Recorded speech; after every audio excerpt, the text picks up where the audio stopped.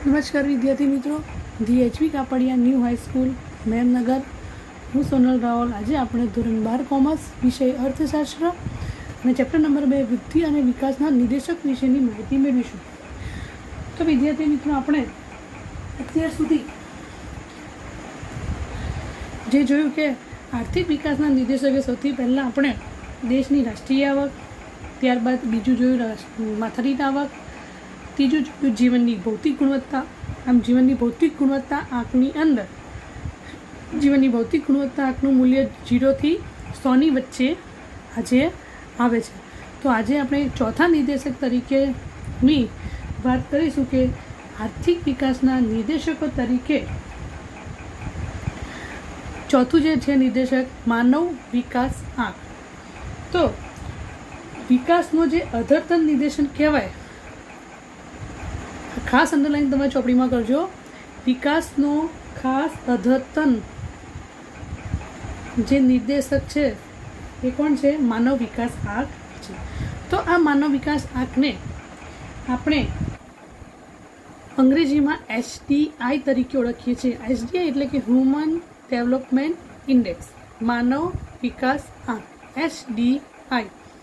અને આ માનવ વિકાસ આંકની અંદર આપણે જોઈએ તો કે માનવ વિકાસ આંક કોના દ્વારા રજૂ કરવામાં આવ્યો? તો ખાસ યાદ રાખજો, આપણે વારંવાર પૂછે છે MCQ તરીકે કે ઈસવીસન 1990માં UNDP, જેનું ફૂલ ફોર્મ છે યુનાઇટેડ નેશન ડેવલપમેન્ટ પ્રોગ્રામ. ફરીથી બોલું છું, UNDPનું ફૂલ ફોર્મ છે યુનાઇટેડ નેશન ડેવલપમેન્ટ પ્રોગ્રામ, સંયુક્ત રાષ્ટ્ર વિકાસ કાર્યક્રમ.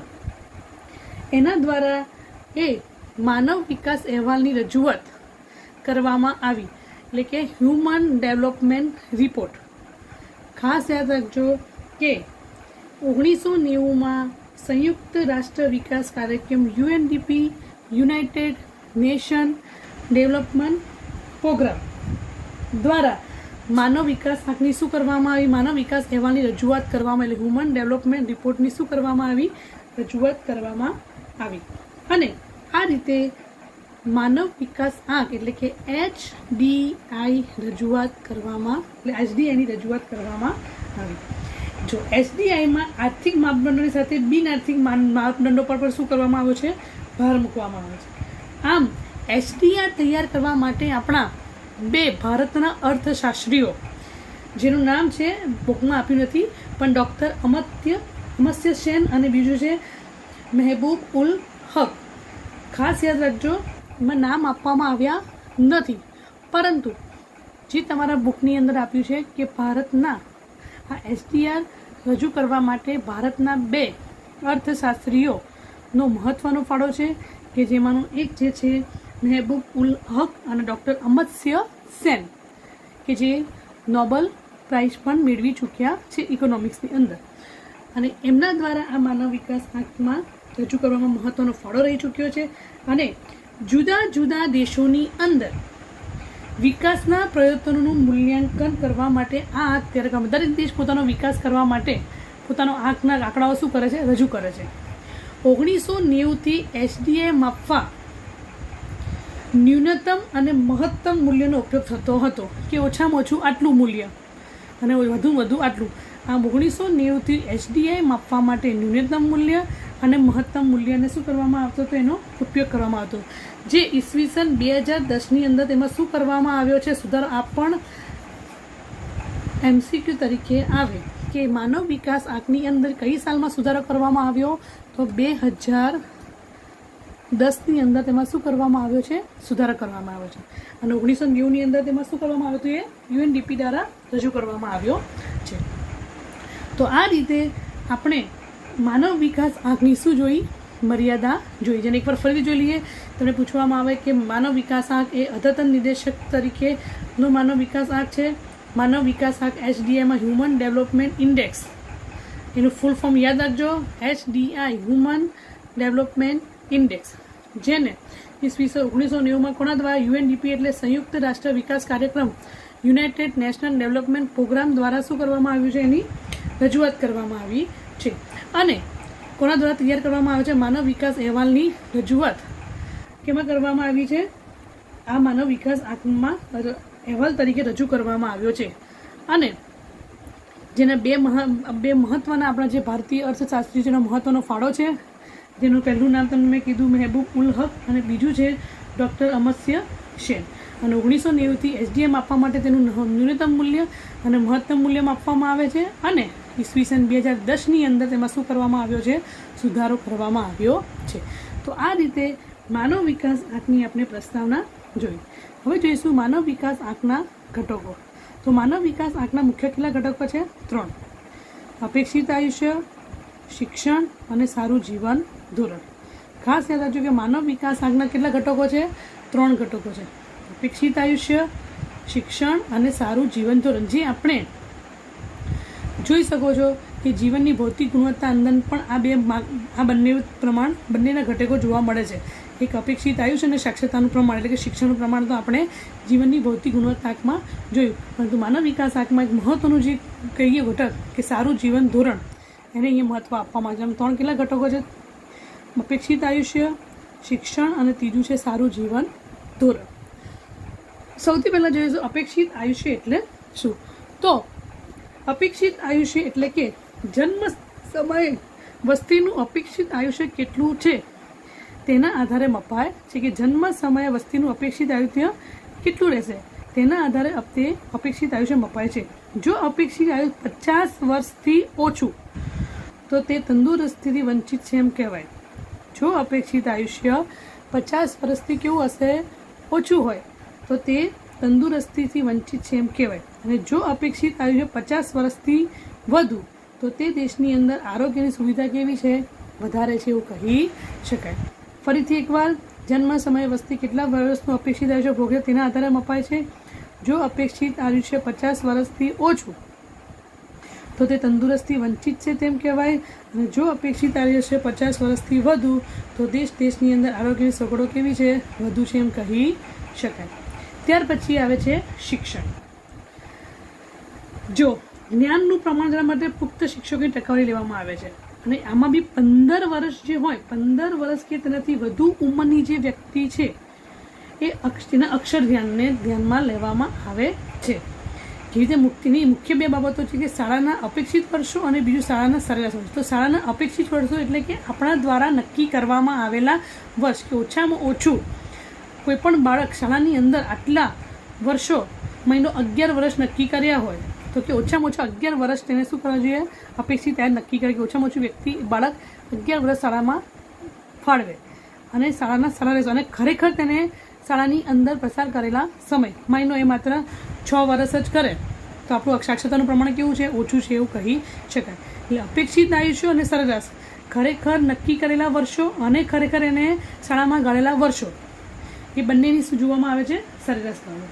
આમ શાળા કક્ષા માટે કેટલા વર્ષ અપેક્ષિત છે તેમાંથી બાળક સરેરાશ કેટલા વર્ષ ગાળે છે તેનો આંક અહીંયા મેળવવામાં આવે છે. નક્કી કરેલા 11 વર્ષ હોય, ખરેખર બાળક 6 વર્ષે કે 7 વર્ષે શાળા છોડીને જતો રહે તે બંનેની સરેરાશ લેવામાં આવે છે. શાળાના અપેક્ષિત વર્ષો અને શાળામાં બાળકે ગાળેલા સમય. આ રીતે શિક્ષણનું પ્રમાણ પણ આપણે એના ઘટક તરીકે લીધું છે. ત્રીજું છે ને ખૂબ જ મહત્વનું છે કે જે જીવનની ભૌતિક ગુણવત્તામાં આપેલ નથી, તો સારું જીવન ધોરણ. સારા જીવનનો આધાર માથાદીઠ આવક ઉપર રહેલો છે.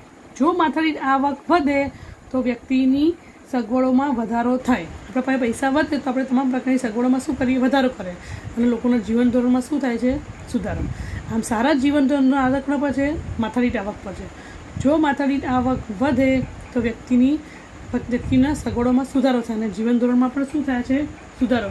જેમાં GNP ગ્રોસ નેશનલ ઇન્કમ શ્રમ ખરીદ શક્તિના ધોરણે મપાય છે. હવે જીવન ધોરણમાં મળતી કઈ સગવડોનો સમાવેશ જોઈએ તો પહેલી તો પાણીની સગવડ, શુદ્ધ પીવાનું પાણી, આરોગ્યની સેવાઓ, સેનિટેશનની સેવાઓ, બાળ મૃત્યુ દર, ઓછા વજનવાળા બાળકોની ટકાવારી, દૈનિક કેલરી, 5 વર્ષથી નીચા બાળકોનો મૃત્યુ દર, પ્રોટીન અને ચરબીની પ્રાપ્ત થતી, આ બધી વસ્તુનો સમાવેશ તેમાં થાય છે. ફરીથી કહું છું કે જીવન ધોરણ માટે મળતી બાબતોની અંદર કઈ કઈ બાબતોનો સમાવેશ થાય છે? પીવાનું પાણી, આરોગ્યની સેવાઓ, સેનિટેશનની સેવાઓ, બાળ મૃત્યુ દર, ઓછા વજનવાળા બાળકોની ટકાવારી, માથાદીઠ કિલોની કેલરી અને 5 વર્ષથી નીચેના બાળકોનો મૃત્યુદર, પ્રોટીન અને ચરબી પ્રાપ્ત કરવાની બાબતોનો પણ સમાવેશ થાય છે. તો આ રીતે માનવ વિકાસના ઘટકો કેટલા? 3: અપેક્ષિત આયુષ્ય, શિક્ષણ અને સારું જીવન ધોરણ. જે જીવનની ભૌતિક ગુણવત્તામાં કોણ હતું? અપેક્ષિત આયુષ્ય, સાક્ષરતાનું પ્રમાણ અને બાળ મૃત્યુદરનું પ્રમાણ. અહીંયા શું છે? સારું જીવન ધોરણ. ત્યાર પછી ખૂબ જ અગત્યનું એવું બાબતનો સવાલ જે કહીએ જે 2 અથવા 3 માર્ક્સમાં બોર્ડમાં પૂછાતો હોય છે કે એસડીઆઈની મુખ્ય બાબતો જણાવો. તો એસડીઆઈની મુખ્ય બાબતોની અંદર 3 ધોરણો એટલે કયા કયા ધોરણો? પહેલું અપેક્ષિત આયુષ્ય, બીજું જ્ઞાન અને ત્રીજું સારું જીવન ધોરણ. આમ 3 ધોરણોને આધારે ગણાતા એસડીઆઈનું મહત્તમ મૂલ્ય કેટલું હોય છે? 1. આમ કેટલું હોય છે? 0 થી 1ની વચ્ચે હોય છે. પણ આ મહત્તમ મૂલ્ય પૂછ્યું હોય તો 1 અને ન્યૂનતમ મૂલ્ય પૂછ્યું હોય તો 0. પણ મહત્તમ મૂલ્ય શબ્દ પૂછ્યો હોય ત્યારે 1 ગણાય છે. ખાસ યાદ રાખજો કે જીવનની ભૌતિક ગુણવત્તાનું મૂલ્ય કેટલું છે? કોની વચ્ચે આવે છે? 0 થી 100ની વચ્ચે આવે છે. જ્યારે એસડીઆઈનું મૂલ્ય 0 થી 1ની વચ્ચે હોય છે. એસડીઆઈ આંકમાં 1ની નજીક હોય તો એ વધુ વિકસિત દેશ ગણાય. એસડીઆઈ આપણું હંમેશા 1ની નજીક હોય તો એ દેશ કેવો કહેવાય? વધુ વિકસિત કહેવાય. એનો ક્રમ કેવો આપવામાં આવે છે? ઊંચો. અને જો એસડીઆઈ આંક 1થી કેવો હોય? દૂર હોય તો તે કેવો છે? ઓછો વિકસિત છે. અને એને ક્રમ કેવો આપવામાં આવે છે? નીચો. ખાસ યાદ રાખજો, એસડીઆઈ 1ની નજીક હોય તો તે વધુ વિકસિત ગણાય છે, તો તેનો ક્રમ કેવો આવે છે? ઊંચો. એસડીઆઈ 1થી દૂર હોય તો કેવો છે? ઓછો વિકસિત છે અને એનો ક્રમ કેવો આવે છે? નીચો મળે છે.